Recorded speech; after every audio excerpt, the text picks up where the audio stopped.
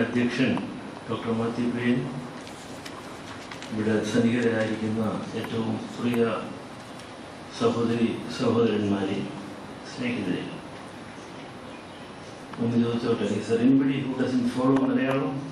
Sir, anyone here? Sometimes students from Northeast appear in this. No, nobody. Okay, so I will, as usual, we will use both Malayalam and English. I have a little paper here, but don't trust that paper because it was prepared in the early morning.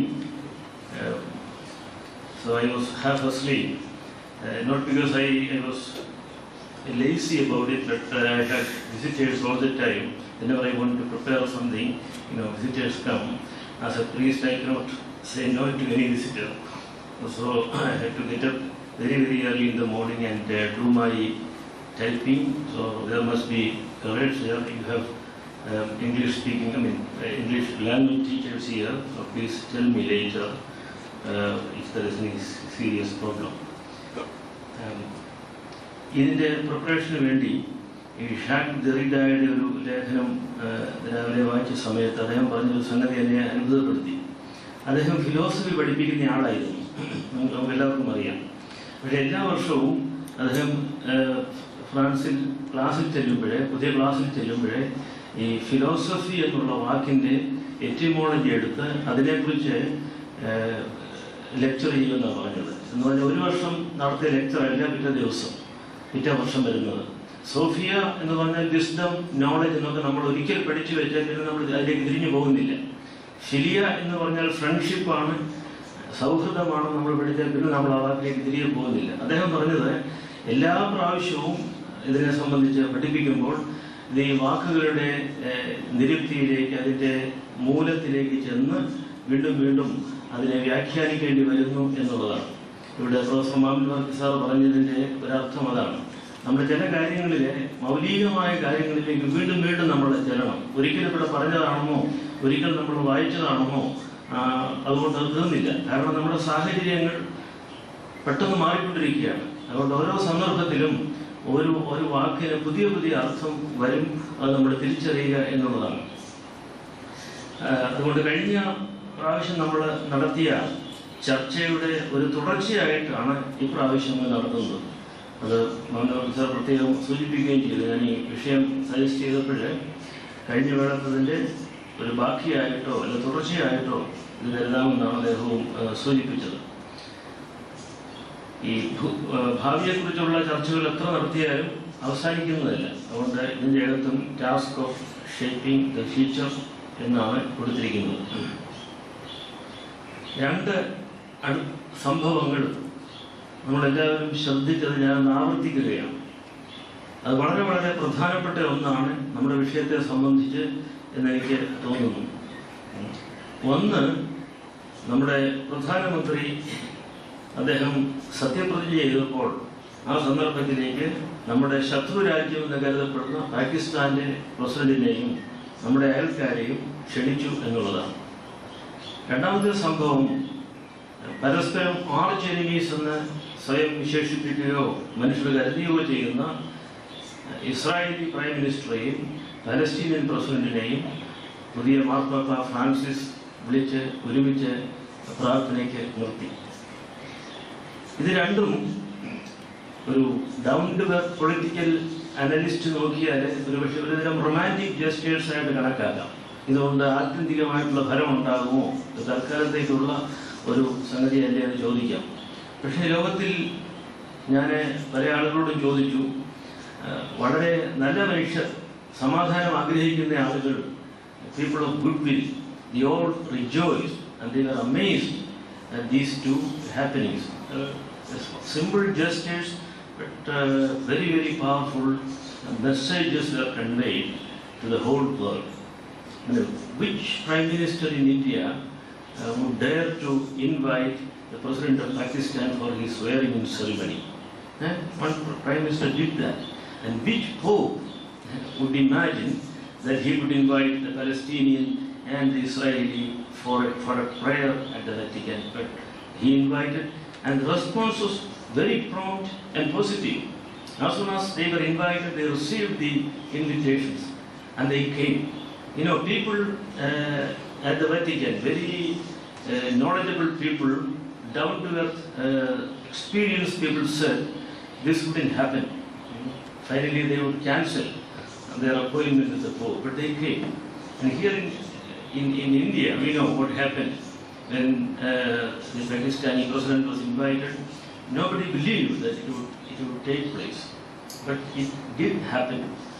So these are great things, miracles. At the end of this paper, I want to come back to these two incidents and their significance for our subject. Now, to begin with the concept of human freedom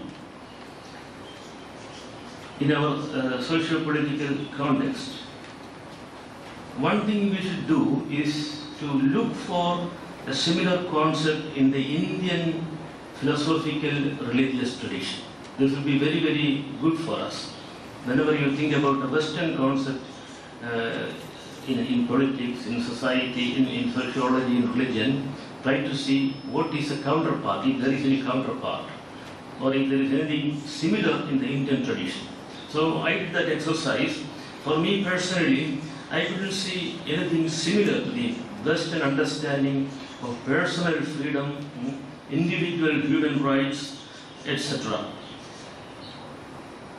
But I should be corrected if I go wrong. Here the whole philosophy of karma is so dominant that a discussion on freedom as we see it today in parliamentary democracy, in secular states, it's not there in the Indian tradition.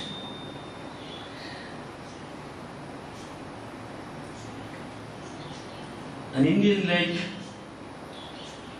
the economist Amartya Sen titled one of his books, Development as Freedom. He's an Indian who hasn't renounced his Indian passport yet. He was brought up in Shantiniketan when Tagore was living. Tagore himself gave the name Amartya to Sen. So he knows what the Indian tradition is, but still he had to deal with the whole Western understanding of freedom. This is a very, very long tradition. If you take the dialogues of Plato or the ethics of Aristotle, you have a discussion on human freedom. You don't see that in India. The Greek tradition had also the idea of what they call heimermeni, or fate. Like we have in India, the vidhi, fate. But somehow the Greek philosophers went out of that obsession with fate. They spoke about autonomy, authority of the human person, which was finally passed over to the Christian theologians. So the first major debate on human freedom took place in the West between Augustine and Pelagius. Students of theology would remember that Pelagius was qualified as a heretic by the church. Augustine became Saint Augustine. But that is not the whole story. If you read Pelagius, you will agree with most of what he says today. But with Augustine, you wouldn't agree. I think the later understanding of freedom in democracy, in secular states, in modernity, they were taken from Pelagius rather than from Augustine, although Pelagius was condemned as a heretic. He was a British monk, very strict ascetic, a person who had a very high opinion of the human freedom and the image of God in humanity. But of course he had other problems. Anyway, the Augustinian tradition dominated, and Thomas Aquinas and scholastics took it over in the medieval period, and later in the Enlightenment again, human freedom became very, very, very important. And the Christian biblical understanding of human freedom, of course, comes from the original creation narrative in the book of Genesis, where human beings are created in God's image and likeness. ഇവിടെ ഞാൻ ഒരല്പസമയം ഈ പൗലോസ് മാർ ഗ്രിഗോറിയോസ് തിരുമേനി ഈ ഓഗസ്റ്റിനെയും Gregory of നിസായെയും തമ്മിൽ compare ചെയ്തുകൊണ്ട് നടത്തിയ പഠനങ്ങളൊന്ന് സൂചിപ്പിക്കുന്നുണ്ട്. അതെന്തിനാണെന്ന് ചോദിച്ചാൽ, കേരളത്തിൽ ഇങ്ങനെ ഒരാൾ ജീവിച്ചിരുന്നെങ്കിലും നമ്മുടെ പല ആളുകളും, പ്രത്യേകിച്ച് ക്രിസ്തീയ സഭകളിലെ അദ്ദേഹത്തിൻ്റെ കൃതികൾ വായിക്കാനായിട്ട് ശ്രമിച്ചിട്ടില്ല. അധികം പേര്, കുറേ പേരുണ്ട് തീർച്ചയായും. എന്നാൽ അദ്ദേഹത്തിൻ്റെ പുസ്തകങ്ങൾ ഈ കേരളത്തിലെ കമ്മ്യൂണിസ്റ്റുകാരും പ്രത്യേകിച്ച് സഭയോടൊന്നും ബന്ധമില്ലാത്ത ചില ബുദ്ധിജീവികളും ഡൽഹിയിലെ ജവഹർലാൽ യൂണിവേഴ്സിറ്റിയിലും ഡൽഹി യൂണിവേഴ്സിറ്റിയിലും ഒക്കെ ധാരാളം പേര് അത് വായിക്കുന്നതായിട്ടും ഒക്കെ എനിക്ക് നേരിട്ടറിയാൻ സാധിച്ചിട്ടുണ്ട്. ഇവിടെ ഈ വെസ്റ്റും ഈസ്റ്റും തമ്മിൽ ഒരു കോൺട്രാസ്റ്റ് അദ്ദേഹം പലപ്പോഴും വയ്ക്കുന്നു. ചില സമയത്ത് വളരെ ഇത് കൂടിപ്പോകുന്നു എന്ന് നമുക്ക് പരാതി ഉണ്ടായിട്ടുണ്ട്. എങ്കിൽ ഞാൻ അതൊന്ന് സൂചിപ്പിക്കുകയാണ്. Not because we are going to make a separation between East and West, just to show you how the understanding of freedom took different paths in the West as well as in the East. Modern philosophy, you probably know the name of Isaiah Berlin. Isaiah Berlin was a great intellectual who lived in America, coming originally from Eastern Europe, I think. He has this famous essay, The Two Liberties, which was part of the text in many law schools and other places, as far as I know. അദ്ദേഹം ഈ രണ്ടു തരം positive ലിബർട്ടിയെക്കുറിച്ചും negative ലിബർട്ടിയെക്കുറിച്ചും പറയുന്നുണ്ട്. പിന്നെ എന്ത് കണ്ടീഷൻസാണ് ഈ സ്വാതന്ത്ര്യത്തിനുള്ളതെന്ന് പറയുന്നുണ്ട്. നിങ്ങൾ ഒരു വഴിയെ പോകുന്നു, ഒരിടത്ത് ചെല്ലുമ്പോൾ വഴി രണ്ടായിട്ട് തിരിയുന്നു. വലത്തേക്ക് പോകണോ ഇടത്തേക്ക് പോകണോ എന്നുള്ളത് നിങ്ങൾ നിശ്ചയിക്കണം. You have to exercise your freely. വലത്തേക്ക് പോയാൽ നിങ്ങൾ റെയിൽവേ സ്റ്റേഷനിലേക്ക് പോകും. നിങ്ങൾക്ക് നിങ്ങളുടെ ട്രെയിൻ സമയത്തിന് അവിടെ വണ്ടി ഇട്ടിട്ട് നിങ്ങൾക്ക് ട്രെയിനിൽ പോകാനായിട്ട് സാധിക്കും. ഇടത്തേക്ക് പോയാൽ അവിടെ ഒരു ടുബാക്കോ ഷോപ്പുണ്ട്. നിങ്ങളൊരു അഡിക്റ്റ് സ്മോക്കറാണ്, അവിടുന്ന് സിഗരറ്റ് വാങ്ങിക്കാനായിട്ട് സാധിക്കും. ഇതൊരു ധർമ്മസങ്കടത്തിലാണ് ഇയാൾ. അപ്പം he has to make a decision. അയാളുടെ ടുബാക്കോ ഷോപ്പിലേക്ക് പോയാൽ അയാൾക്ക് ട്രെയിൻ നഷ്ടപ്പെട്ടു പോകും. വലത്തേക്ക് ട്രെയിൻ സ്റ്റേഷനിലേക്ക് പോയാൽ അയാൾക്ക് ടുബാക്കോ സിഗരറ്റ് വാങ്ങിക്കാനായിട്ട് സാധിക്കാതെ. ഇങ്ങനെയുള്ള ഒത്തിരി ചോദ്യങ്ങളാണ് ഈ മനുഷ്യന്റെ സ്വാതന്ത്ര്യത്തിന് ഒരു ഉദാഹരണം പറയുന്നത് മാത്രമേ ഉള്ളൂ. അപ്പം സ്വാതന്ത്ര്യം എന്ന് പറയുന്നത് ഇങ്ങനെ റെഡിമെയ്ഡായിട്ട് വെൽ ഷേപ്ഡ് ആയിട്ട് നമുക്ക് ഒബ്ജക്റ്റീവായിട്ട് അനുഭവിക്കാവുന്ന ഒരു സംഗതിയല്ല. സ്വാതന്ത്ര്യം എന്ന് പറയുന്നത് ഒരു കണ്ടിന്യൂസ് പ്രോസസ്സാണ്.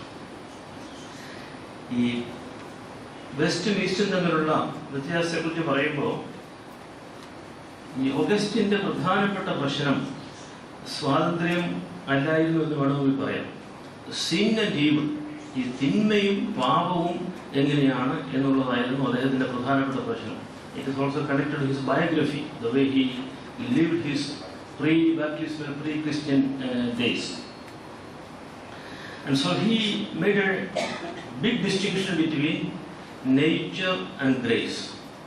അദ്ദേഹം പറഞ്ഞത് വളരെ സിംപ്ലിസ്റ്റിക് ആയിട്ട് പറയുകയാണെങ്കിൽ ഈ മനുഷ്യന്റെ സ്വാതന്ത്ര്യം, മനുഷ്യന്റെ ഇച്ഛാശക്തി, ഹ്യൂമൻ വിൽ എന്ന് പറയുന്നത് കംപ്ലീറ്റ്ലി കറക്റ്റാണ്. അതായത് മനുഷ്യന്റെ പാപം മൂലം, ആദാമിന്റെ പാപം മൂലം, പിന്നെ ഈ ജന്മപാപത്തിലൂടെ വന്ന ആ പാപത്തിന്റെ ശക്തി മൂലം human will is totally correct. Therefore you cannot will good. ഒരു നല്ല കാര്യം ചിന്തിക്കാൻ പോലും സാധിക്കില്ല. ചെയ്യുന്നത് പോട്ടെ, ചിന്തിക്കാൻ പോലും സാധിക്കുകയില്ല. Completely helpless, completely lost, corrupted human will, human depravity to the extreme. അതായിരുന്നു ഓഗസ്റ്റിന്റെ ചിന്ത. അതുകൊണ്ട് അദ്ദേഹം ഇത് നേച്ചറാണ്, ഇത് നമ്മുടെ സ്വാഭാവികമായ പ്രകൃതിയാണ്, നേച്ചറാണ്. ഹ്യൂമൻ നേച്ചറാണ്. മറ്റത് ദൈവത്തിൻ്റെ കൃപയാണ്, grace from above. And the grace should come and lift you up. നിങ്ങളുടെ ഈ പൂർണ്ണമായ നിസ്സഹായ അവസ്ഥയിൽ നിന്ന് ദൈവത്തിൻ്റെ കൃപ വന്ന് നിങ്ങളെ താങ്ങെങ്കിൽ മാത്രമേ നിങ്ങൾക്ക് എന്തെങ്കിലും ചെയ്യാനായിട്ട് സാധിക്കുകയുള്ളൂ.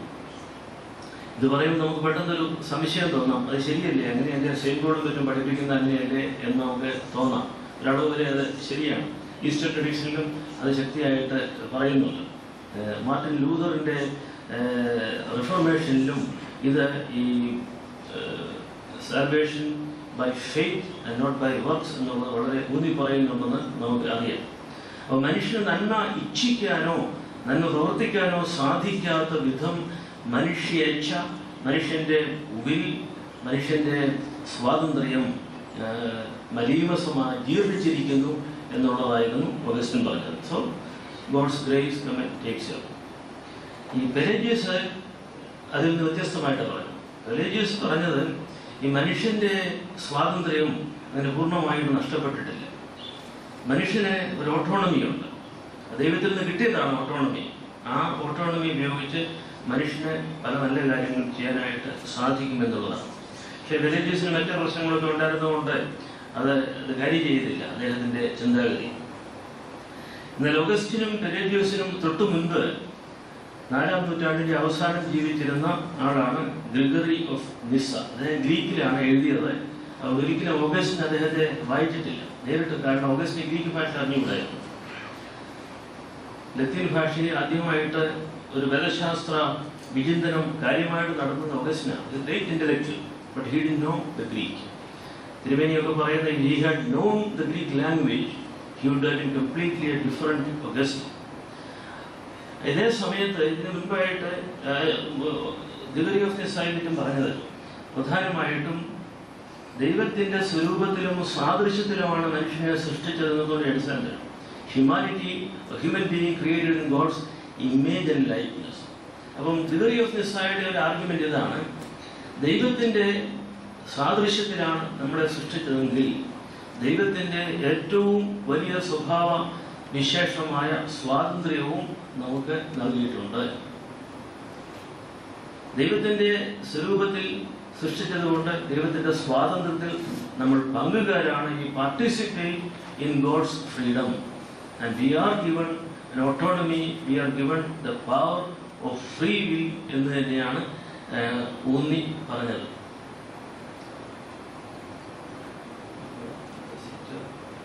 നിങ്ങളകത്തിരിക്കോ ഇരിക്കുന്നോ?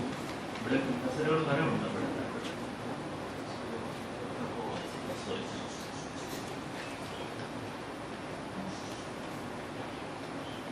ഇത് ഗ്രിഗറി ഓഫ് നിസ്സ മാത്രമല്ല, അദ്ദേഹത്തിൻ്റെ സുഹൃത്തായിരുന്ന ഗ്രിഗറി ഓഫ് നാസിയാൻസസ്, അദ്ദേഹത്തിൻ്റെ മൂത്ത സഹോദരനായിരുന്ന ബേസിൽ ഓഫ് സിസ്റ്റർ, ഇവരാണ് 3 കപ്പഡോഷ്യൻ ഫാദേഴ്സ് എന്ന് പറയുന്നത്.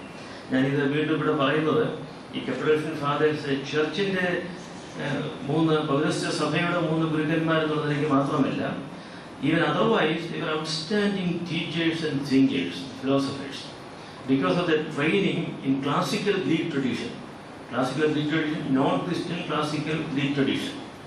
And because of their amazing power of understanding and articulation, these people stood up as 3 towering intellectuals of the period. നമ്മൾ സാധാരണ കാണുന്ന പോലെയുള്ള ഒരു വൈദിക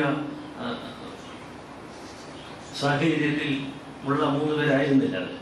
3 people resisted at first to become priests, to become bishops. അതാണ് എൻ്റെ പ്രത്യേകത.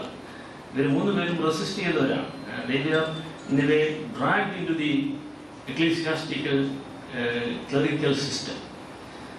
They were originally committed to the gospel of Christ, no doubt, but they wanted to be monks, they wanted to be lay people, they wanted to be the disciples of Christ, basically.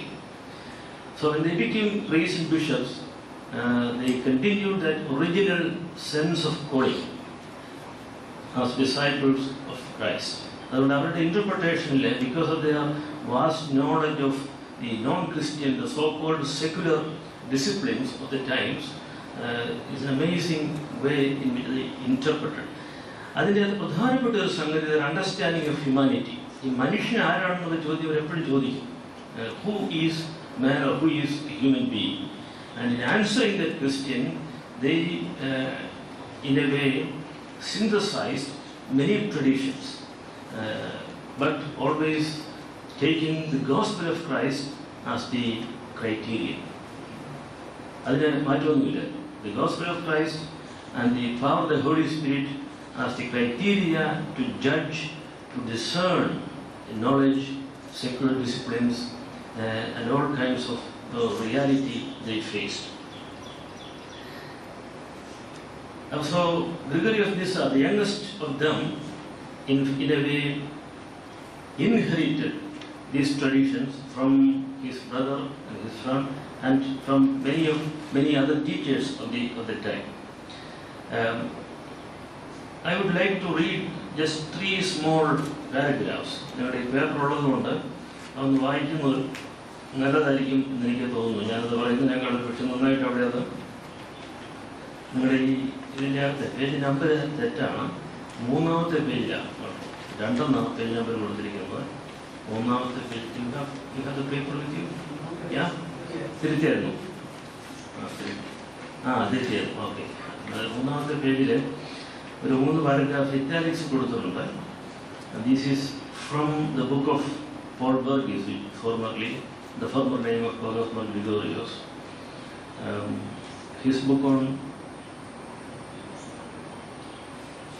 freedom of man, an inquiry into some roots of the tension between freedom and authority in our society. So I will just read that. You may please follow. Augustine worked with the categories of human sinfulness and divine sovereignty, and therefore emphasized the huge gap between God and man. Nyssa, on the contrary, saw the freedom of man as a central element to which everything was to be related, and therefore looked for the same freedom in the very essence of God, and so sought for common ground between God and man. Not the gap, but the common ground. In the Augustinian West, God and man are essentially heteronatural. Heteros in Greek means different. Heteronatural means diverging nature, different natures. So in the Augustinian West, God and man are essentially heteronatural.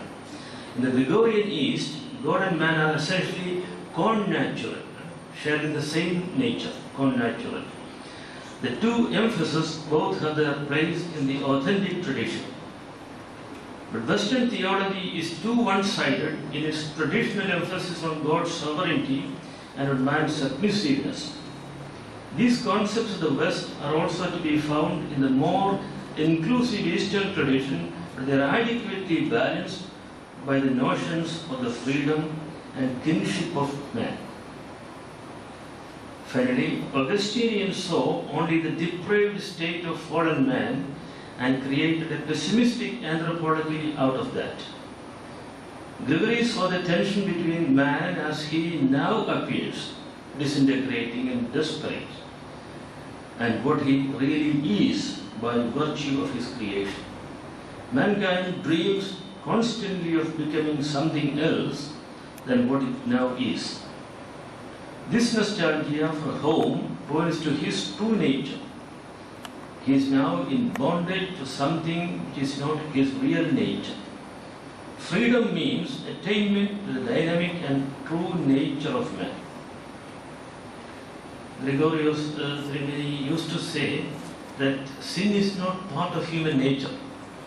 That shocked many people because we are taught that sin is an integral part of human nature. എല്ലാവരും പാപം ചെയ്തു എന്നുള്ളത് ഒരു scriptural മാക്സിമായിട്ട് നമ്മൾ എടുത്തിരിക്കുന്ന സംഗതിയാണ്. ഇവിടെ ഉള്ള വ്യത്യാസം ദൈവം സൃഷ്ടിച്ചതിൽ പാപമില്ലായിരുന്നു. അതിലേക്കാണ് നമ്മൾ തിരിച്ചു പോകുന്നത്. ഇവിടെ ഒരു ഗ്യാപ്പുള്ളത് ഇതാണ്. ഇപ്പൊ നമ്മളായിരിക്കുന്ന അവസ്ഥ എന്ന് പറയുന്നത് സിൻഫുൾ കണ്ടീഷനാണ്. But we thirst for that which is liberated from sin. Same പോലെ തന്നെ Epistle to the Romans പറയുന്നത് പോലെ the whole creation is groaning in travail for the revelation of the children of God. Now we are in a way bonded. Now we are slaves to the illusory world എന്ന് പറയുന്നു. അപ്പം the gap between what we now are and what we are going to be, ഇതാണ് നമ്മുടെ ഈ ലോകത്തിലെ നമ്മുടെ എല്ലാവിധമായ പ്രവർത്തനങ്ങളുടെയും നമ്മുടെ സ്പിരിച്വൽ ക്വസ്റ്റിൻ്റെയും സ്പിരിച്വൽ സ്ട്രഗിളിൻ്റെയും എല്ലാം അടിസ്ഥാനം ഈ ഒരു ഗ്യാപ്പാണെന്ന് നമുക്ക് കാണാൻ സാധിക്കും. ഇതുകൊണ്ടാണ് നമ്മൾ ആദ്യമൊക്കെ ഈ ഹൊറൈസൺ എന്നുള്ള വാക്ക് വന്നപ്പോഴേ this movement, this constant journey എന്നുള്ള ഇമേജ് കൂടുതൽ എടുത്തത്. അത് ഞാനവിടെ നിർത്തുകയാണ്. ഈ നമുക്കിപ്പോഴേ സാധാരണഗതിയിൽ ഫ്രീഡം എന്ന് പറഞ്ഞാൽ ഇവിടെ ജേർണലിസ്റ്റ് ഒക്കെ ഇരിപ്പുണ്ട്. ഉടനെ അവർ മനസ്സിലാക്കുന്നത് ഈ ഫ്രീഡം ഓഫ് ദ മീഡിയ എന്നുള്ളതാണ്. മീഡിയയുടെ ഫ്രീഡമാണ്. ഫ്രീഡം എന്ന് പറഞ്ഞാൽ ധാരണ മീഡിയ തന്നെ പ്രചരിപ്പിച്ചിട്ടുണ്ട്. ബാക്കി ഒരു ഫ്രീഡത്തെ കുറിച്ചും പറയുന്നില്ല, ഫ്രീഡം ഓഫ് ദി മീഡിയ. പക്ഷെ നമുക്കറിയാം ആ മീഡിയ എന്തുമാത്രം കുഴപ്പമുള്ളതെന്നറിയാം. ഏതെല്ലാം തരത്തിൽ പിന്നെ അതിനകത്ത് കറപ്ഷനുണ്ട്, ഏതെല്ലാം തരത്തിൽ വെസ്റ്റഡ് ഇൻട്രസ്റ്റ് ഉണ്ട്, പ്രോഫിറ്റ് മേക്കിംഗ് ഉണ്ട്, മാർക്കറ്റിംഗ് ഉണ്ട് മീഡിയയിൽ.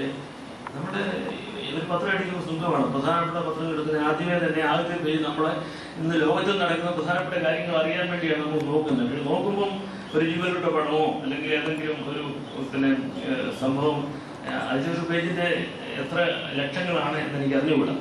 പക്ഷെ അത് മീഡിയയുടെ ഫ്രീഡം ആണെന്ന് എനിക്ക് അറിഞ്ഞുകൂടാ.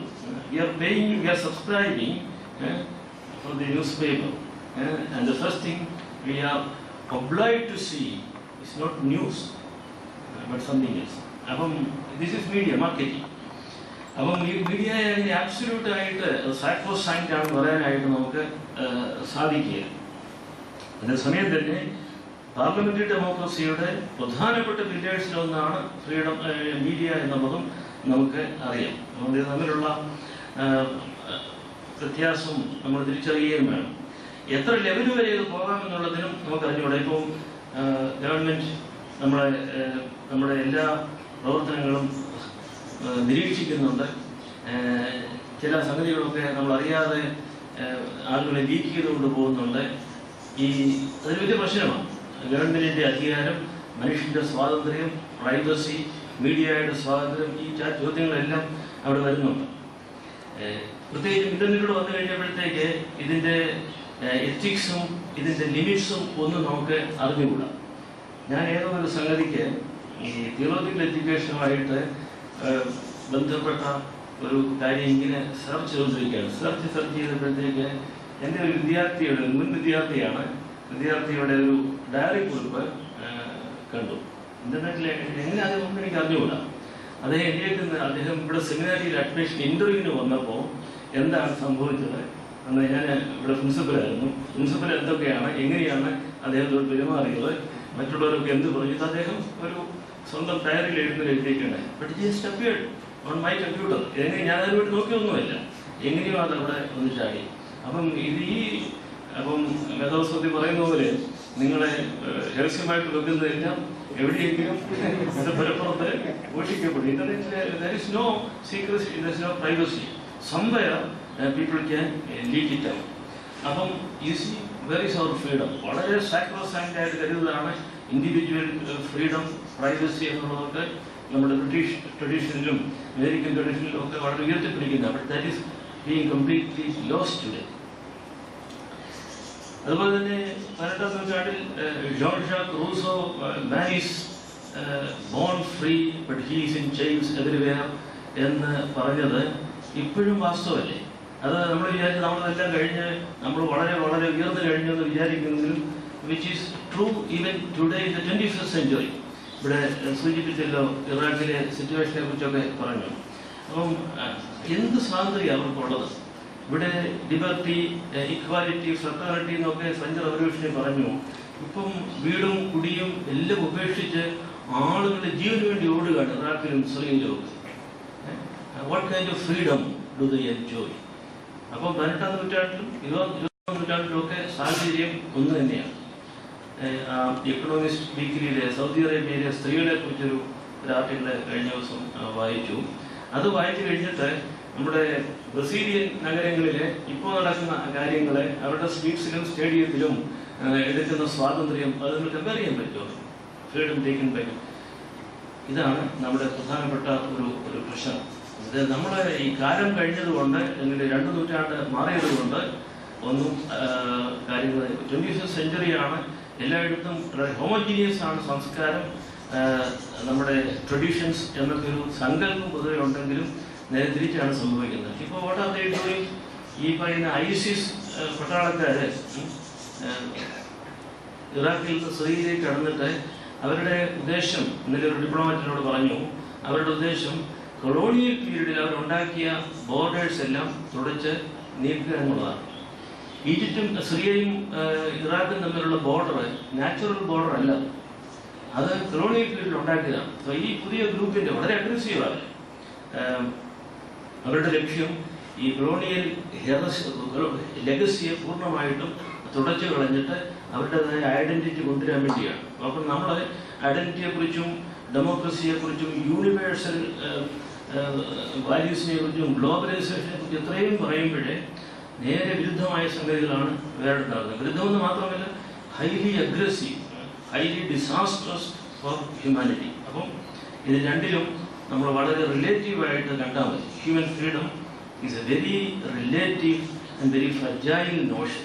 നമ്മൾ സമ്മതിക്കാതിരിക്കാൻ സാധിക്കുകയില്ല. അവിടെ ഞാൻ ആദ്യമേ സൂചിപ്പിച്ചത് we should consider it as A process. Freedom is A process, going continuous process. അല്ലാതെ നമ്മുടെ ഇതിൽ കിട്ടിയിരിക്കുന്ന ഒരു സംഗതിയാണ് എന്ന് പറയാനായിട്ട് സാധിക്കുകയില്ല. ഇത് നമുക്ക് ചർച്ചയ്ക്ക് വരുമ്പം ഞാൻ I not going into the analysis of freedom by modern philosophers, economic development as freedom എന്ന് അമർത്യാസൻ പറയുമ്പോൾ അത് പോലെയാണ് പ്രധാനമായിട്ട് ചിന്തിച്ചത്. അത് ബംഗാൾ ക്ഷാമം മുതൽ ഉള്ള കാര്യങ്ങൾ അദ്ദേഹത്തിൻ്റെ മനസ്സിൽ വളരെ ശക്തിയായിട്ടുണ്ട്. Poverty is a condition which limits human freedom. പക്ഷേ അതിനാണ് ഇപ്പോൾ ഒത്തിരി ആളുകൾ കഴിയുന്നത്, ആ പോവർട്ടിയിലാണ്. അങ്ങനെയുള്ള കാര്യങ്ങളിലേക്ക് നമുക്ക് ഇപ്പോൾ കിടക്കണ്ട. സെക്കൻഡ് പാർട്ട്, ഈ മനുഷ്യന്റെ ഭാവിയെക്കുറിച്ച് നമ്മൾ പറയുമ്പോഴുള്ള പ്രയാസം, ഇത് അൺസർട്ടൺ ഭാവി. നമുക്കറിയാം അടുത്ത നിമിഷം നടക്കുന്ന കാര്യം നമുക്ക് എന്താണെന്ന് പ്രവചിക്കാനായിട്ട് സാധിക്കുന്നില്ല. അതുകൊണ്ട് ഇത് എവരിബഡീസ് പ്ലേ ഫീൽഡാണ്. എല്ലാവർക്കും അവിടെ കയറി കളിക്കാം, എന്ത് അഭിപ്രായം വേണമെങ്കിലും പറയാം. ഇപ്പം നോസ്ട്രഡാമസിന്റെ പ്രവചനങ്ങൾ ഒത്തിരി ഉണ്ടായിട്ടുണ്ട്. മായൻ കൾച്ചറിന്റെ കലണ്ടറിൽ നിന്ന് പല കാര്യങ്ങൾ പറഞ്ഞു. 2014 തേർഡ് വേൾഡ് വാർ ഉണ്ടാകുന്നതാണ് പറഞ്ഞു. ഇപ്പോൾ ഒത്തിരി ആളുകൾ അത് വിശ്വസിച്ചിട്ടുണ്ട്. നോസ്ട്രഡാമസ് പറഞ്ഞേക്കുന്നത് 2000 കണക്ക് കൂട്ടുമ്പോഴേ 2014 ഒരു തേർഡ് വേൾഡ് വാർ. ഇപ്പോഴത്തെ ഇറാഖി സിറ്റുവേഷൻ നോക്കിയാൽ it is quite likely that a third world war will no. അങ്ങനെയുള്ള പല പ്രവചനങ്ങളും തെറ്റിപ്പോയിട്ടുണ്ട്. ഈ എന്തുകൊണ്ടാണ് ഈ സയൻസ് ഫിക്ഷൻ ഫിലിംസും പുസ്തകങ്ങളും ഇത്രയധികം പോപ്പുലർ ആവുമെന്ന് ചോദിച്ചാൽ ആളുകൾക്ക് ഇത് വലിയ താല്പര്യം ഉണ്ടാവുകൊണ്ടാണ്. ഭാവിയെക്കുറിച്ചുള്ള താല്പര്യം, പ്രത്യേകിച്ചും ഒരു അപ്പോക്കാലിപ്റ്റിക് ഫ്യൂച്ചർ. ഈ ബുക്ക് ഓഫ് റെവലേഷന് വലിയ പ്രിയങ്കരമായ പുസ്തകമായിട്ട് ഒത്തിരി ആളുകളുണ്ട്. വളരെ ഫയറി ഇവാഞ്ചലിസ്റ്റ്, അതുപോലെ ഡൂംസ് ഡേ പ്രോഫിറ്റ്സ്, ഇവർക്കെല്ലാം ബുക്ക് ഓഫ് റെവലേഷൻ വളരെ പ്രധാനപ്പെട്ടതാണ്. അതേസമയത്ത് ട്രഡീഷണൽ ചർച്ചസിലെ ഈ ബുക്ക് ഓഫ് റെവലേഷൻ പരസ്യമായിട്ട് വഴി വായിക്കാനായിട്ട് അനുവദിക്കുന്നുമില്ല. അപ്പോൾ it's A controversial book, also it is part of the canonical biblical literature.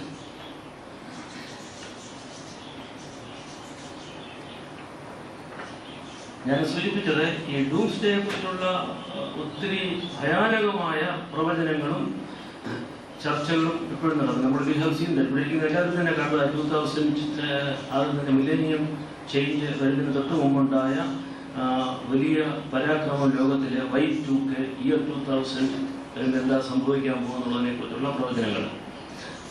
ഞാൻ തന്നെ ഇവിടെ പറഞ്ഞതാണ്, മാർപ്പാപ്പ പറഞ്ഞൊരു ഉത്തരം എൻ്റെ അദ്ദേഹത്തെ സൂചിപ്പിച്ചിട്ടുള്ളതാണ്. അദ്ദേഹം ജോൺ പോൾ മാർപ്പാപ്പ പറഞ്ഞത്, if you look at all that has happened in the 20th century, nothing worse will happen in the 21st century എന്നാണ് അദ്ദേഹത്തിൻ്റെ വ്യക്തമായ ഒരു ബോധ്യം ഉത്തരമായിട്ട് തന്നത്. എന്നാൽ ചില സാധ്യതകളുണ്ട്. ഉദാഹരണമായിട്ട് some people think that a huge asteroid can hit our planet Earth and then completely engulf our Earth in flames. അതൊരു സാധ്യതയാണ്. കാരണം നമ്മൾ ഔട്ടർ സ്പേസിലേക്ക് നോക്കിയാൽ ഒത്തിരി ഈ ലംസ് ഉണ്ട്, വളരെ ഹ്യൂജ്. നമ്മുടെ ചന്ദ്രനെ പോലെയോ അല്ലെങ്കിൽ അതുപോലെയുള്ള ചെറിയ ഗ്രഹങ്ങളെ പോലെയുള്ള ധാരാളം സംഗതികൾ ഇവിടെ ഇങ്ങനെ നടക്കുന്നുണ്ട്. ഇപ്പം വളരെ ഹിറ്റ് ചെയ്യാം.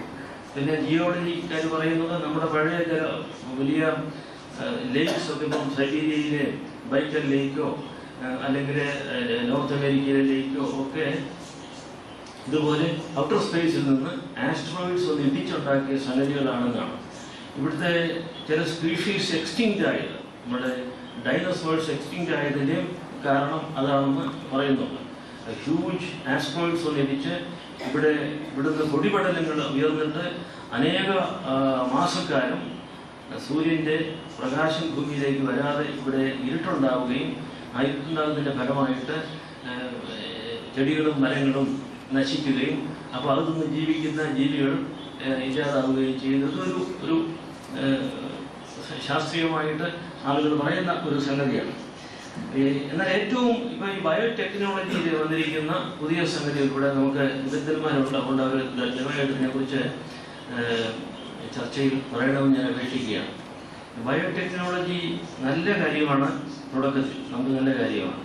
പക്ഷേ കുറേ അങ്ങോട്ട് കഴിയുമ്പോഴത്തേക്ക് നമ്മുടെ ഈ ഹ്യൂമൻ നേച്ചർ സൈക്കോളജിക്കലായിട്ടും ഫിസിക്കലായിട്ടും മാറ്റാനായിട്ട് സാധിക്കുന്ന ടെക്നോളജി ഇപ്പം നമുക്ക് ഫീസിബിളാണ്. നേരത്തെ അത് തിയറിയായിരുന്നു, ഇപ്പം അത് ഫീസിബിളാണ്. അത് theoretically possible, practically feasible. Even stem cell research ഇന്നലെ ഈ ഹാർവാർഡിൽ പഠിപ്പിക്കുന്ന നമ്മുടെ ഒരു യങ് ഡോക്ടർ അജിത് തോമസ്, അദ്ദേഹം ഈ സ്റ്റെം സെല്ലിലെ ഒരു പേപ്പർ എഴുതി. അദ്ദേഹത്തോട് ഞാൻ സംസാരിച്ചപ്പോൾ അദ്ദേഹം പറഞ്ഞു സ്റ്റെം സെൽ റിസർച്ച് വളരെ വളരെ വിപ്ലവകരമായ മാറ്റങ്ങളാണ് ഉണ്ടാക്കാൻ പോകുന്നത്. നല്ല കാര്യമാണ്. ആദ്യത്തെ അതിൻ്റെ ലക്ഷ്യം പാർക്കിൻസൺസ് ഡിസീസാണ്. ഇപ്പം അതിന് കാരണം നമുക്കറിയാൻ പാടില്ല. ബ്രെയിൻ ആണ് അതിൻ്റെ സംഗതി. പാർക്കിൻസൺസ് ഡിസീസുകൊണ്ട് എത്രയോ പേരാണ് ദിവസവും കഷ്ടപ്പെടുന്ന ആളുകളാണ്. പ്രായമുള്ളവരും അത്ര പ്രായമില്ലാത്തവരും ഒക്കെ ഉണ്ട്. അപ്പോൾ ഇതിൻ്റെ റിസർച്ചിൻ്റെ ഫലമായിട്ട് പാർക്കിൻസൺസ്, അതുപോലെ അൾഷിമേഴ്സ് ഡിസീസ്, ഫൈനലി ഏജിങ്. പിന്നെ നേരത്തെ ഈ സ്റ്റെം സെല്ല് കിട്ടണമെങ്കിൽ ഭ്രൂണം വേണമായിരുന്നു. ഇപ്പം അത് വേണ്ട. ഇപ്പം മനുഷ്യൻ്റെ ഏതൊരു ബോഡി സെല്ലിൽ നിന്നും സ്റ്റെം സെൽ ഉണ്ടാക്കാനായിട്ട് സാധിക്കും. അപ്പം അങ്ങനെ വന്നു കഴിയുമ്പം ഈ മനുഷ്യൻ്റെ രൂപം മുഴുവൻ മാറ്റാം. നമ്മളിപ്പോൾ കാണുന്ന രൂപത്തിൽ നിന്ന് വളരെ വ്യത്യസ്തമായ രൂപങ്ങൾ ഉണ്ടാകാം. ഐഡിയലായിട്ട് നമ്മൾ പറയുന്ന നീളവും വണ്ണവും ആന്തരികമായ ശക്തിയും ഒക്കെ ഉണ്ടാക്കാനായിട്ട് സാധിക്കും. But to what extent? It's there any limit for that? അതാണ് ചോദ്യം. എത്തിക്കൽ ക്വസ്റ്റ്യൻ തന്നെ എങ്ങനെയാണ്? If there is any limit, who is able to control that? Who has the authority to say no or yes? ഇതൊരു വലിയ പ്രശ്നമാണ്. ഇപ്പോൾ ഏജിങ്ങിനെ സംബന്ധിച്ചുള്ള research നടക്കുന്നു. ജെറിയാട്രി, സാധാരണ ജെറിയാട്രി അല്ല, ഹൈലി ടെക്നിക്കൽ റിസർച്ച്. നമ്മുടെ മനുഷ്യൻ്റെ ആയുസ് ഒരു 500 വർഷം വരെ കൂട്ടുകന്നിരിക്കുകയാണ്. It's possible, theoretically possible. അതുപോലെ മനുഷ്യൻ്റെ സൈക്കോളജിക്കൽ കണ്ടീഷൻ. ഇപ്പം എൻ്റെ ഏറ്റവും വലിയ പ്രയാസം എന്താ? എൻ്റെ പ്രയാസം, എനിക്ക് എന്തെല്ലാം ഉണ്ടെന്ന് പറഞ്ഞാൽ ഒത്തിരി കാര്യങ്ങൾ എന്നെ അസ്വസ്ഥനാക്കുന്നു. ഞാൻ എപ്പോഴും അസ്വസ്ഥനാണ്. എന്നാൽ ഇപ്പം നമ്മുടെ ന്യൂറോണൽ നെറ്റ്വർക്കിനെ ശരിക്കും മാനിപ്പുലേറ്റ് ചെയ്താൽ എനിക്ക് സ്ഥിരമായിട്ട് ഞാൻ ശാന്തചിത്തനും സുസ്ഥിര മാനസിനും സ്നേഹമുള്ളവനും ഒക്കെയായിട്ട് മാറാനായിട്ട് എനിക്ക് സാധിക്കും. ഈ നമ്മുടെ ഇപ്പം വയലൻസാണ് നമ്മുടെ വലിയ പ്രശ്നം. സ്ത്രീകൾക്കെതിരെ, കുഞ്ഞുങ്ങൾക്കെതിരെ വയലൻസ്, റേഷ്യൽ വയലൻസ്, ഇതൊക്കെ പൂർണ്ണമായിട്ടും തുടച്ചു നീക്കാനായിട്ട് സാധിക്കും. കാരണം ഇതെല്ലാം വരുന്നത് നമ്മുടെ ന്യൂറോണൽ ആക്ടിവിറ്റികളിൽ നിന്നാണ് വരുന്നത്. ഒറിജിൻ അവിടെയാണ്. അതുകൊണ്ട് അതിനെ പെർമനൻ്റ് ആയിട്ട് നമുക്ക് മാനിപ്പുലേറ്റ് ചെയ്താൽ എപ്പോഴും എല്ലാവരും നല്ലവരും ശാന്തരും, അല്ലെങ്കിൽ കവിതാവാസനയുള്ളവർക്ക് അങ്ങനെയാകാം, സൗന്ദര്യബോധമുള്ളവർക്ക് അവരുടെ സൗന്ദര്യബോധത്തെ വികസിപ്പിക്കാൻ സാധിക്കും. ഇങ്ങനെയൊക്കെ ഉണ്ട്. നമ്മുടെ വിളയഞ്ചൂർ റാമേന്ദ്രൻ്റെ ഒരു ഗവേഷണമൊക്കെയാണെന്ന് നിങ്ങൾക്ക് പലർക്കും അറിയാമായിരിക്കും. ന്യൂറോ എസ്തെറ്റിക്സിലാണ്. അദ്ദേഹം ന്യൂറോളജിസ്റ്റാണ്. ന്യൂറോളജിയിൽ നിന്ന് എസ്തെറ്റിക്സിലേക്ക് കടന്നിട്ട് മനുഷ്യൻ്റെ സൗന്ദര്യബോധത്തിൽ എങ്ങനെ ഒരു ന്യൂറോളജിസ്റ്റിനെ മാറ്റിയെടുക്കാൻ സാധിക്കും എന്നുള്ള പരീക്ഷണങ്ങൾ അദ്ദേഹം നടത്തുകയാണ്. അപ്പം ബയോടെക്നോളജി, ആർട്ടിഫിഷ്യൽ ഇൻ്റലിജൻസ് ഇപ്പോഴത്തെ ഏറ്റവും വലിയ ഗവേഷണ തരംഗമാണ് ഒരാളെന്ന് പറഞ്ഞാൽ. ആർട്ടിഫിഷ്യൽ ഇൻ്റലിജൻസിൻ്റെ ഡെവലപ്മെൻറ്റ് എവിടം വരെ പോകാം എന്നുള്ളത് നമുക്ക് അറിഞ്ഞുകൂടാ. ഇപ്പം അമേരിക്കയിലൊക്കെ റോബോട്ടുകളുണ്ട്. ആശുപത്രിയിലൊക്കെ അവിടെ നേഴ്സസിനെ ആവശ്യത്തിന് കിട്ടാത്ത സ്ഥലങ്ങളിലൊക്കെ റോബോട്ടുകളാണ് മരുന്ന് കൊണ്ടുവരുന്നതും കൊടുക്കുന്നതും ഡിസ്ട്രിബ്യൂട്ട് ചെയ്യുന്നതും ഒക്കെ എന്ന് നമുക്കറിയാം. അതുപോലെ ബ്രെയിൻ അപ്ലോഡിംഗ് എന്ന് പറയുന്ന സംഗതി വരികയാണ്. അതായത് നമ്മുടെ ഹ്യൂമൻ ബ്രെയിൻ, ഇൻ്റലിജൻറ്റ് ലൈവ് ബ്രെയിനിനെ സ്കാൻ ചെയ്ത് മാപ്പ് ചെയ്ത് 3 ഡയമെൻഷനിലാക്കി മാപ്പ് ചെയ്ത് അതിനെ ഒരു കമ്പ്യൂട്ടറിലേക്ക് അപ്ലോഡ് ചെയ്യാനായിട്ട് സാധിക്കും. തിയററ്റിക്കലി പോസിബിളാണ്. അങ്ങനെ അപ്ലോഡ് ചെയ്ത് കഴിഞ്ഞാൽ ഇറ്റ് ബിക്കംസ് എ സോഫ്റ്റ്വെയർ. അത് എങ്ങനെയാണോ ജീവനുള്ള ബ്രെയിൻ എങ്ങനെയാണോ പ്രവർത്തിക്കുന്നത് അതിനെ ആ രീതിയിൽ പ്രവർത്തിപ്പിക്കാനായിട്ട് ഒരു സോഫ്റ്റ്വെയർ ആയിട്ട് മാറ്റാനായിട്ട് നമ്മൾ സോഫ്റ്റ്വെയർ ഉപയോഗിച്ച് എന്തെല്ലാം കാര്യങ്ങളായിരുന്നു ചെയ്യുന്നത്. അതുപോലെ ഈ human cerebral system brain can be uploaded and made A software. ഈ ബ്രെയിൻ പ്രാക്ടിക്കലി ഫീസിബിൾ ആയിട്ട് വരും എന്നുള്ളതാണ്. ഇതൊക്കെ വരുമ്പോഴാണ് ഈ പോസ്റ്റ് ഹ്യൂമാനിറ്റി എന്നുള്ള ആശയത്തിലേക്ക് വരുന്നത്. ഫ്യൂച്ചറിനെ കുറിച്ചുള്ള ദർശനങ്ങളെ അവതരിപ്പിക്കുന്നത് മാത്രമേ ഉള്ളൂ. പോസ്റ്റ് ഹ്യൂമാനിറ്റി, അതായത് 500 വർഷം ജീവിച്ചിരിക്കുന്ന ഒരാൾക്ക് നമ്മുടെ ഇപ്പോഴത്തെ ഹ്യൂമൻ കണ്ടീഷനായിരിക്കുക ചുറ്റുമുള്ളത്. അയാളുടെ മെമ്മറിയും അയാളുടെ ഫിസിക്കൽ വൈറ്റാലിറ്റിയും അയാളുടെ റിലേഷൻഷിപ്പ് വിത്ത് എൻവയൺമെന്റ് ഇതെല്ലാം കംപ്ലീറ്റ്ലി ചേഞ്ച് ചെയ്യും. നമ്മൾ റിച്ച്മാൻ ബംഗളിനെ കുറിച്ചും പഴയ നിയമത്തിൽ മല്ലന്മാരെ കുറിച്ച് വായിക്കുന്നുണ്ട്. അവിടെയുള്ള 500 വർഷമൊക്കെ ജീവിച്ചിരുന്ന മല്ലന്മാരെ കുറിച്ചുള്ള വെറും മിത്തോളജി അല്ലാന്ന് പറഞ്ഞ് ഒത്തിരി പേരുണ്ട്. അങ്ങനെ ഒരു ലോകം ഉണ്ടായിരുന്നു. വാസ്തവത്തിൽ അങ്ങനെ ഒരു ലോകം ഉണ്ടായിരുന്നു. ബട്ട് ആ ലോകം ഇല്ലാതായി പോയിട്ട് അതിൻ്റെ ചില അംശങ്ങൾ കഥകളായിട്ട് നമുക്കുണ്ട് എന്നാണ് പറയുന്നത്. അപ്പം അതിന് ചോദ്യം വരുന്നത്, അങ്ങനെയാണെങ്കിൽ ഇപ്പോഴത്തെ ഈ ലോകം, ഈ ടെക്നോളജിയും മറ്റും ഇത്രയധികം ഉയർന്നിരിക്കുന്ന ലോകം ഒറ്റയടിക്ക് ഇല്ലാതാകുമോ എന്നുള്ള ചോദ്യവും നിലനിൽക്കുന്നുണ്ട്. ചില പറയുന്നത് you will go to a technological singularity. അത് ടെക്നോളജിയിൽ നിന്ന് വരുന്ന പദമല്ല, അത് കോസ്മോളജിയിൽ നിന്ന് വരുന്ന പദമാണ്. നമ്മളതിലൂടെ സൂചിപ്പിച്ചിട്ടുണ്ട് പലപ്പോഴും. ഈ കോസ്മിക് സിംഗുലാരിറ്റി, അത് ബിഗ് ബാങ്ങിൽ നിന്ന് ഇതെല്ലാം വന്നു. Universe became inflationary. അതിങ്ങനെ നിരന്തരമായിട്ട് വികസിച്ചുകൊണ്ടിരിക്കുന്ന യൂണിവേഴ്സാണ്. പിന്നെ ഒരു സമയത്ത് ഇത് ബിഗ് ക്രൈറ്റ് ഉണ്ടാകാം. ഇത് പുറകോട്ട് പോയിട്ട് അവസാനം അതിൻ്റെ ഒറിജിനൽ പോയിന്റിലേക്ക് പോകാം. That would be the point of singularity. അവിടെ നിന്ന് അവിടെ അവസാനിക്കുകയും ചെയ്യാം, അവിടെ തുടങ്ങുകയും ചെയ്യാം. സിംഗുലാരിറ്റി. ഈ ഇമേജാണ് ടെക്നോളജിയിലേക്ക് എടുക്കുന്നത്. We can have A technological singularity. അതായത് ഇതിങ്ങനെ വന്നു കഴിഞ്ഞ് ഏതെങ്കിലും ഒരു സ്റ്റേജിൽ ഇതെല്ലാം കൂടെ കൊലാപ്സ് ചെയ്യാം. റിക്കറൻറ്റ് കൊലാപ്സ് എന്നുള്ള പ്രയോഗം ഉള്ളത്. എല്ലാം കൂടെ കൊലാപ്സ് ചെയ്യാം. അല്ലെങ്കിൽ പ്ലാറ്റോ എന്നുള്ള വാക്ക് എഴുതുന്നത്. എല്ലാം കൂടെ ഈ ഒരു സമതലം പോലെയാകാം. അപ്പം നിങ്ങളൊരു പരിചയമില്ലാത്തൊരു സ്ഥലത്ത് എല്ലാം മഞ്ഞ് മൂടി കിടക്കുന്നിടത്ത് നിങ്ങൾ മല കയറാതിരിക്കട്ടെ. അപ്പോൾ ഒരു ഉയർന്നു നിൽക്കുന്ന ഒരു മല കയറാൻ നിങ്ങൾക്ക് കണ്ടെത്തി കയറാൻ നിങ്ങളുടെ മുമ്പിൽ അത് കാണാമാകും. പക്ഷേ അനന്തമായിട്ട് സമതലമായിട്ട് കിടക്കുന്ന ഒരിടത്ത് നിങ്ങൾക്ക് ഡയറക്ഷൻ തെറ്റിപ്പോകും. നിങ്ങൾ എങ്ങോട്ടാണ് പോകുന്നത് എന്ന് നിങ്ങൾക്ക് അറിഞ്ഞുകൂടാത്ത അവസരം. ഇവിടെ ഒരു മലയുണ്ടെങ്കിൽ നിങ്ങൾക്ക് ഓറിയന്റേഷൻ കിട്ടും. ഞാൻ സാധാരണ ഉദാഹരണമാണ് പറയുന്നത്. ഈ ഓറിയന്റേഷൻ നഷ്ടപ്പെട്ടു പോകുന്ന ഒരു സമതലത്തിലുണ്ട്. It is possible. ഈ ഇപ്പോഴും ടിബറ്റൻ പ്ലാറ്റോയിലൊക്കെ ഞങ്ങളതിൽ പോയതുകൊണ്ട് പറയുകയാണ്, അനേക ദിവസങ്ങൾ യാത്ര ചെയ്താലും ഈ പീഠഭൂമി അവസാനിക്കുന്നില്ല. നമ്മുടെ ഡെക്കാൻ പീഠഭൂമി പോലെയല്ല, ഒന്നുമില്ല. ഒരു 16,000 അടി ഉയരത്തിലാണ്. അവിടെ ഒരു തരിമ്പ് ഒന്നും ഉണ്ടാകുന്നില്ല, പച്ചനിറത്തിലൊന്നും ഉണ്ടാകുന്നില്ല. Where you can lose your sense of direction, orientation പോകാം. ഇതുപോലെ ടെക്നോളജിയിൽ സംഭവിക്കും. ഈ ടെക്നോളജി ഇപ്പം മൊബൈൽ ഫോണിന് നമ്മൾ തമാശയായിട്ട് പറയില്ല, മൊബൈൽ ഫോണ് അല്ലെങ്കിൽ കമ്പ്യൂട്ടർ ഇപ്പോൾ തീരെ ചെറിയ വിലയ്ക്ക് നമ്മുടെ കൊച്ചുകുട്ടികളെല്ലാം തന്നെ ഉപയോഗിക്കുന്നുണ്ട്. ഇതൊരു ഫ്ലാറ്റ് ആകുക. ഇത് നേരത്തെ കുറെ പേരുടെ പോക്കറ്റിൽ ആരെല്ലാവരും കാണിക്കാൻ വേണ്ടി ഇങ്ങനെ എടുത്ത് മൊബൈൽ ഫോൺ കാണിക്കുന്ന നമ്മൾ കണ്ടിട്ടുണ്ട്. ഇപ്പൊ അങ്ങനെയല്ല. ഇപ്പൊ ആർക്ക് മൊബൈൽ ഫോൺ എന്ന് പറഞ്ഞാൽ ഒരു സ്റ്റാറ്റസ് സിമ്പിൾ അല്ലത്. Everybody news. അതുപോലെ ഈ ടാബ്ലറ്റ് ഉണ്ടല്ലോ, അതൊരു സമയത്ത് ഇറങ്ങിയ സമയത്ത് ചിലത് ഞാൻ കണ്ടിട്ടുണ്ട്. അതിൻ്റെ ഒരാള് ഫ്രണ്ടല്ല, അദ്ദേഹം ഇങ്ങനെ നോക്കുന്ന ആരെയും കാണിക്കാതെ, കാരണം ആളുകൾ അസൂയപ്പെട്ടിട്ട് ഇതിൻ്റെ അകത്ത് വൈറസ് വരാതിരിക്കണം എന്നുള്ളതാണ് അദ്ദേഹത്തിന്റെ ചിന്ത. അതുകൊണ്ട് ആരും കാണിക്കാതെ ഇങ്ങനെ മറച്ചു വെച്ചുകൊണ്ടാണ് നോക്കിക്കൊണ്ടിരുന്നത്. ഇപ്പൊ അത് പ്രശ്നമില്ല, കാരണം ഇറ്റ് ഹാസ് ബിക്കം ഫ്ലാറ്റ്. ഇങ്ങനെ ടെക്നോളജി ഫ്ലാറ്റ് ആകുന്ന ഒരവസ്ഥയിലേക്ക് നമ്മൾ പോയിക്കൊണ്ടിരിക്കുകയാണ്. So what happens? V loose the sense of direction. എങ്ങോട്ടാണ് പോകേണ്ടത് അത് മനസ്സിലാകാത്ത അവസ്ഥയ്ക്ക് വരുന്നത്. ഇതാണ് ഈ പ്ലാറ്റോ എന്നുള്ള ആശയം പറയുന്നത്. ഇതിൻ്റെ എല്ലാം അവസാനമായി പോസ്റ്റ് ഹ്യൂമനിസം എന്ന് പറയുന്നത്. അത് ഇവിടെ സാർ സൂചിപ്പിച്ചല്ലോ, ഫുക്കുയാമയുടെ പുസ്തകത്തെ കുറിച്ച് പറഞ്ഞല്ലോ. അതിൻ്റെ രണ്ടാമത്തെ പ്രസിദ്ധമായ പുസ്തകം ഈ പോസ്റ്റ് ഹ്യൂമൻ കണ്ടീഷനെ കുറിച്ചാണ്. ഇപ്പോൾ പുതിയ പുസ്തകം ട്രസ്റ്റ് എന്ന് പറഞ്ഞിട്ട് പറഞ്ഞിട്ടുണ്ട്. ഇതൊന്നുമല്ല സംഗതി, മനുഷ്യർ തമ്മിലുള്ള പരസ്പരമുള്ള വിശ്വാസവും സ്നേഹവുമാണ് പ്രധാനമെന്ന് പറഞ്ഞാണ് അദ്ദേഹം. വലിയ പൊളിറ്റിക്കൽ അനലിസ്റ്റും ഒക്കെയാണ് അദ്ദേഹം എഴുതിയേക്കുന്നത്.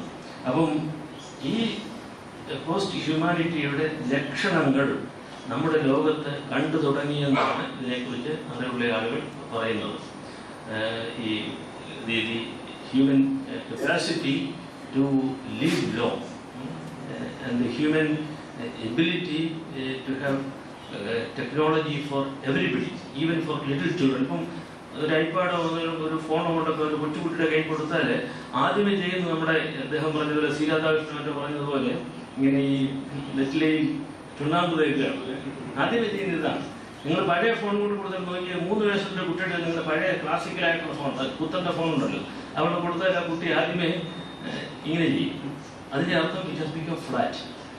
മാത്രവുമല്ല, നമുക്കെന്തെങ്കിലും പ്രായമുള്ളവർക്ക് ഇതിനെക്കുറിച്ച് അറിയണമെങ്കിൽ ചോദിക്കേണ്ടത് കോളേജിൽ പോയിട്ടുള്ള ആളുകളൊന്നും തന്നെ ചോദിക്കേണ്ടത്, കുഞ്ഞുങ്ങളോടാണ് ഇതിൻ്റെ ചോദിക്കുന്നത്. അത് പറഞ്ഞാൽ it's my experience.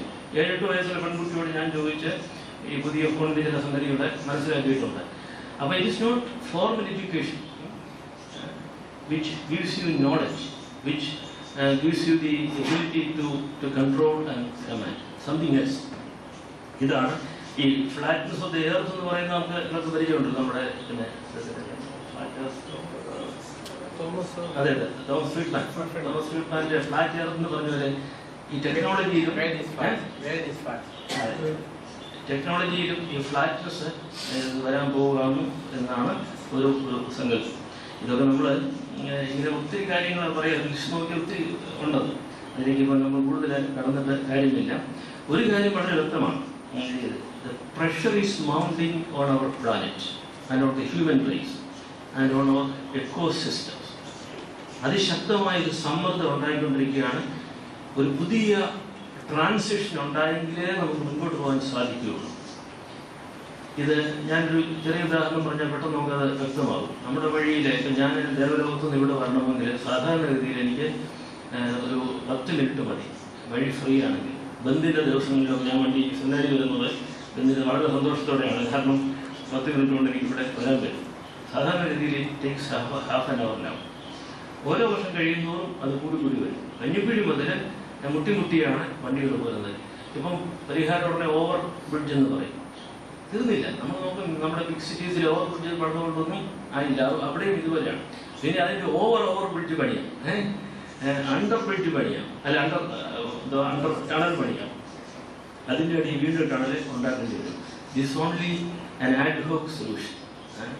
In fact there is no solution. കാരണം നമ്മുടെ തെരുവിലിറങ്ങുന്ന കാറുകളുടെ എണ്ണം, പ്രൊട്ടക്ഷൻ ഓഫ് മോട്ടോർ വെഹിക്കിൾസ്, അതും നമ്മുടെ റോഡിൻ്റെ കണ്ടീഷനും റോഡിൻ്റെ അവൈലബിലിറ്റിയും തമ്മിൽ യാതൊരു പ്രൊപ്പോർഷനും ഇല്ല. And the government and the big companies and nobody cares to take account of that.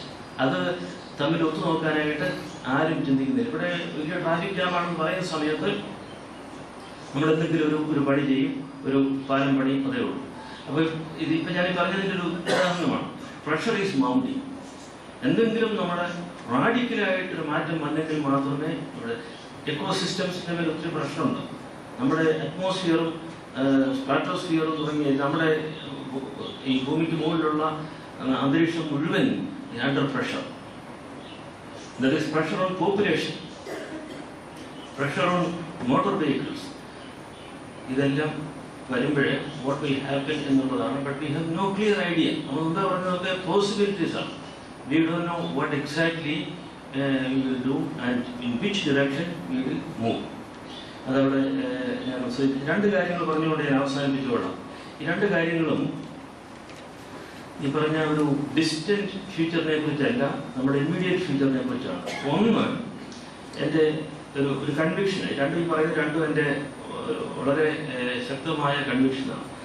ഒന്ന്, ഈ metaphor of hospitality is a key for our future and for the sanity and the health of our societies. കാരണം ഞാൻ ആദ്യമേ സൂചിപ്പിച്ചല്ലോ, നമുക്കതിലേക്ക് തിരിച്ചു വരാമെന്ന് പറഞ്ഞു. ഈ മോഡി ചെയ്തതും ഫ്രാൻസിസ് പോപ്പ് ചെയ്തതും രണ്ട് കാര്യങ്ങൾ വളരെ ഇൻഡിവിജ്വലായിട്ടോ മൊമെൻ്ററി ആയിട്ടോ നമ്മൾ എടുക്കേണ്ട കാര്യങ്ങളല്ലാതെ അതിലൊരു അർത്ഥമുണ്ട്. Because somehow they felt that this is the way out. Inviting your enemy to your house, offering hospitality to your enemy, എങ്കിൽ മാത്രമേ ജീവിച്ചു പോകാനായിട്ട് സാധിക്കുകയുള്ളൂ എന്നത്. ഓഫ് കോഴ്സ് ഇതിൻ്റെ നമ്മൾ പുറമെ നോക്കും, may be it's just political interest, just creating N impression എന്നൊക്കെ കാണുമായിരിക്കും. But still there is A deeper meaning for that. അപ്പോൾ നമ്മുടെ വീട്ടിലേക്ക് വിളിക്കുന്നു എന്നുള്ളത് ഇമ്പോർട്ടൻ്റ് ആണ്. മാർപ്പാപ്പ വത്തിക്കാനിലേക്കാണ് വിളിച്ചത്. He would have met people, these two people in some other neutral place. പക്ഷേ he invited them to the Vatican. നിങ്ങൾ ഓർക്കുന്നുണ്ടായിരിക്കും 1998 പ്രസിഡന്റ് ക്ലിന്റൺ മറ്റൊക്കെ ഇതുപോലെ തന്നെ വിളിക്കുമായിരുന്നു.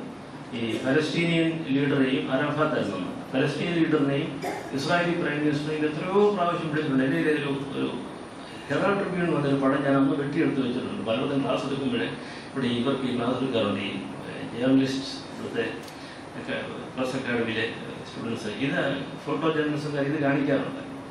ഇവർ രണ്ടുപേരും നിൽക്കുന്നു. ബിൽ ക്ലിന്റൺ നീളമൊക്കെ ഉള്ളതാണ്, കൈക്ക് നീളമുണ്ട്. പക്ഷേ ഈ ഫോട്ടോ അസാമാന്യമായ ഫോട്ടോയാണ് ഈ ഹെറാൾഡ് ട്രിബ്യൂണിൽ വന്നത്. അവരെ ഇങ്ങനെ രണ്ടുപേരുടെയും വശത്ത് അദ്ദേഹത്തിൻ്റെ കൈ കാണാം. ഇത് നമ്മൾ കണ്ടാൽ ഈ കൈക്ക് ഇത്ര നീളമുണ്ടോ നമുക്ക് സംശയം തോന്നും. രണ്ടുപേരെ ഇങ്ങനെ ആ കൈക്ക് അമേരിക്കയുടെ കൈകളിൽ നീണ്ട കൈകളിൽ ഒതുക്കിയാണ് നിർത്തിയിരിക്കുന്നത്. അത് കഴിഞ്ഞ് എക്സാക്ട്ലി സെയിം സീൻ ഒബാമയുടെ, അത് ഞാൻ വെട്ടിയെടുത്ത് വെച്ചിട്ടുണ്ട്, അത് ഇവിടെയൊക്കെ പത്രങ്ങളിലൊക്കെ വന്നതാണ്. ഒബാമ രണ്ടു പേർക്കും ഇടയ്ക്ക് നിൽക്കുകയാണ്.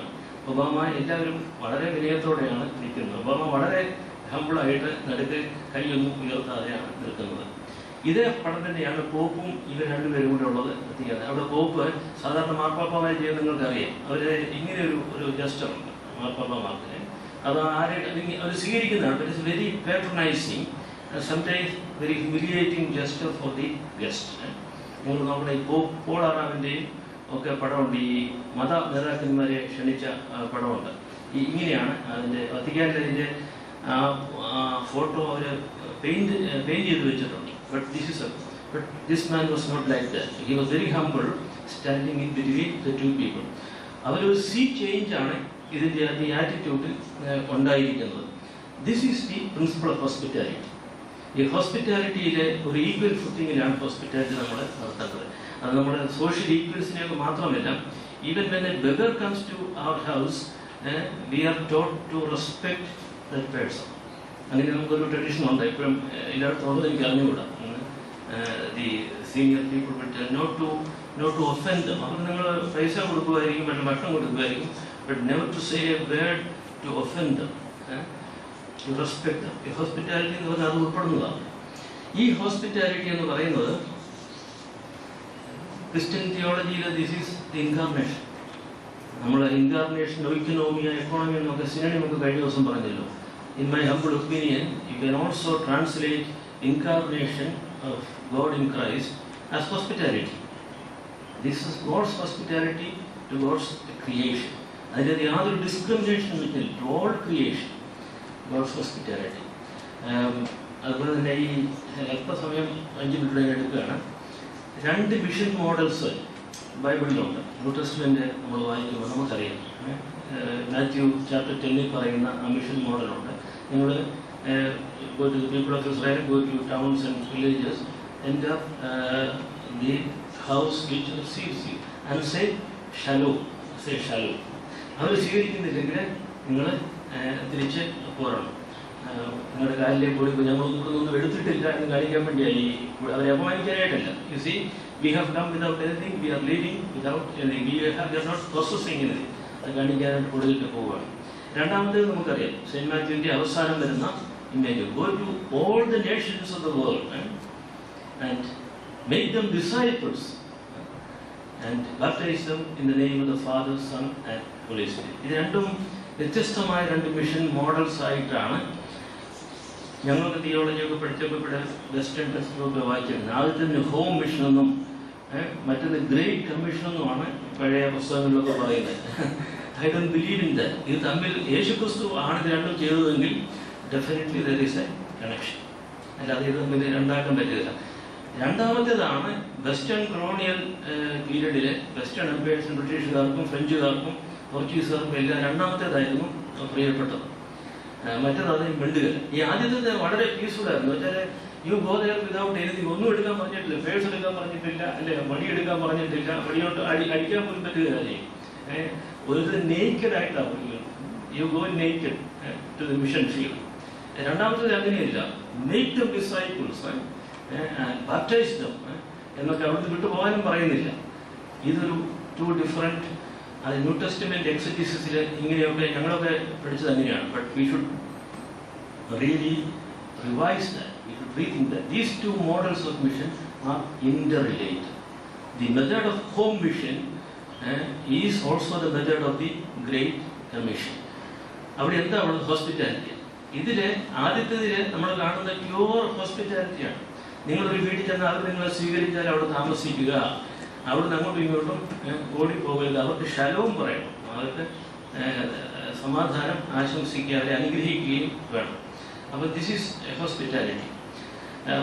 My point is that this is not simply just social custom, but this is a most important model metaphor for all our political ideology, international relations, interfaith relations and interchurch relations.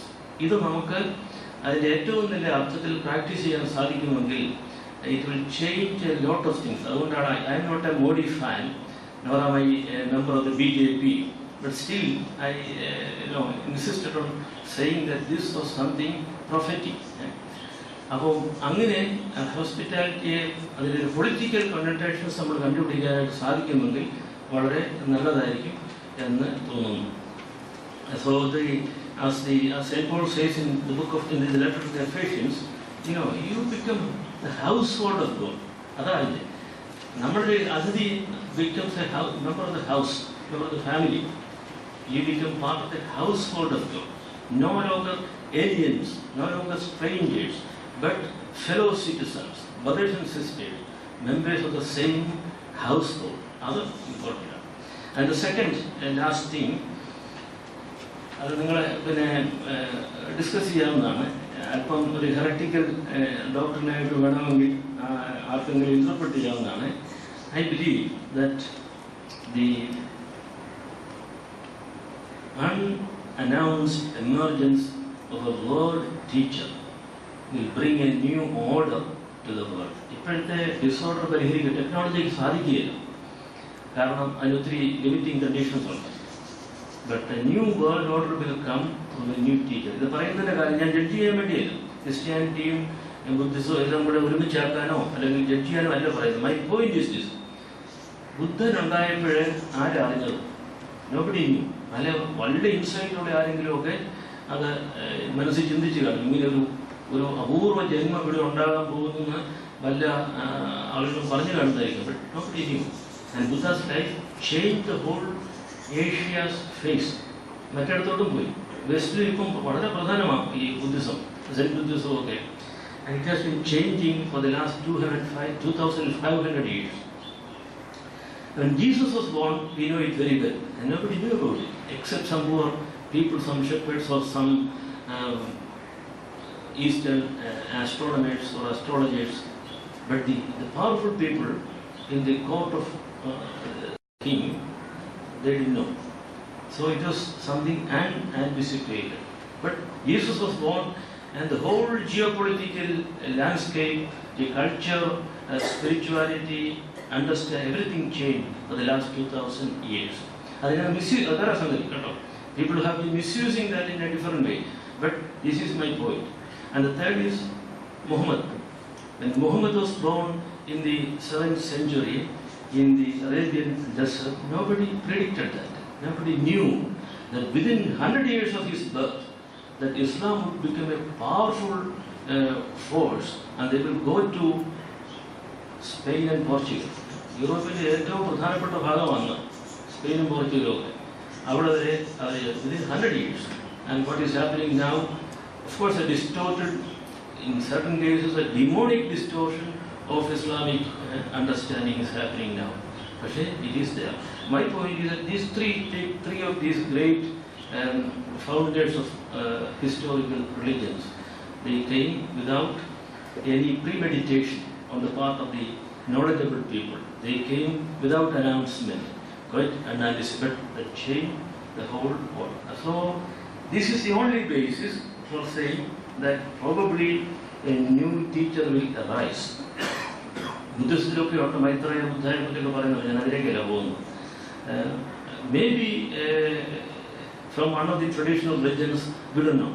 But this could be one possibility among many other possibilities. So I am not dogmatic about it.